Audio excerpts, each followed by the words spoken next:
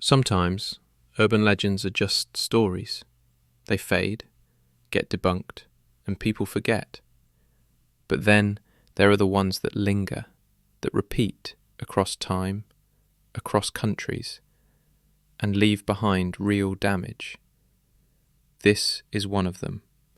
A painting of a young boy, cheap, mass-produced, sold in the thousands.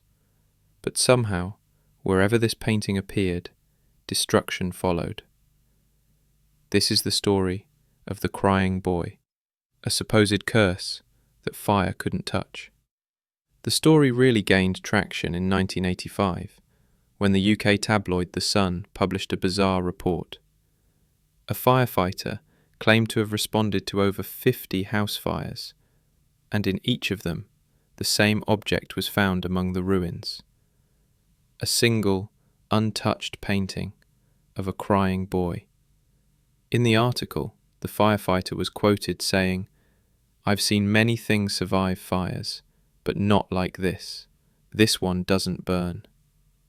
People took notice, and suddenly reports began pouring in from all over the country.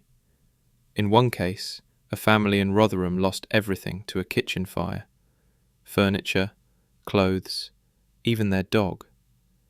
But on the floor, face down, was the crying boy painting, pristine. Another fire in Merseyside destroyed a 3-bedroom home. Investigators found only 2 things still recognisable: the chimney and the crying boy. The painting wasn't rare. It was part of a mass-produced series by an Italian painter named Bruno Amadio, also known as Giovanni Bragolin. He painted over 60 portraits of children, all with sombre, sad expressions, but one in particular, the crying boy with dark eyes and a haunted look, became infamous. Tens of thousands of copies were printed and sold in department stores across Europe in the 70s and 80s. It was common, but what made it disturbing was what followed. As more stories spread, so did theories. One claimed the boy was an orphan in post-war Italy, and his home burned down shortly after the painting was finished. Another suggested the boy himself started fires, and that his spirit lived on inside the painting. There were even whispers that the child died in a suspicious fire, and that everyone connected to the painting met misfortune. None of this could be confirmed, but that didn't stop the fear. Some people tried destroying their copy, only to have their homes catch fire days later. Others claimed misfortune followed as long as the painting remained in their possession. Sickness, death, lost jobs, car accidents. The Sun eventually published a follow-up article, Blazing Curse of the Crying Boy, and by then the public had made up its mind. The fear escalated quickly.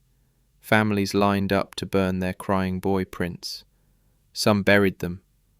Others mailed them to fire stations. Even after the ritual burning, rumours of hauntings, flickering lights, and bizarre dreams kept circulating. A few even claimed that the fire refused to light when only crying boy paintings were in sight. It would only burn after something else was added. Decades later, skeptics tried to explain it all away. Some suggested the artwork was printed on fire-retardant materials, which resisted flames longer than other objects. Others said the painting often hung on hard-to-burn string, which would snap and cause the picture to fall face down, sparing it from the worst of the flames.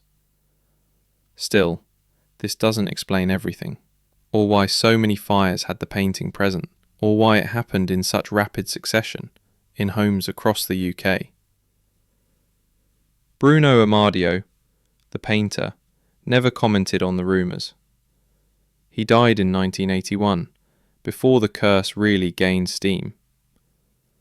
But some claim he regretted painting them, and that the children he painted were all from a haunted orphanage. Again, no proof, but the myth persists. Today, copies of the Crying Boy still exist. You can find them online, in second-hand stores, in basements. Some collectors even seek them out. daring the curse to touch them. Maybe it's just a strange coincidence, a creepy tale that spun out of control. But then again, why take the risk? If you ever come across the crying boy, maybe don't bring it home.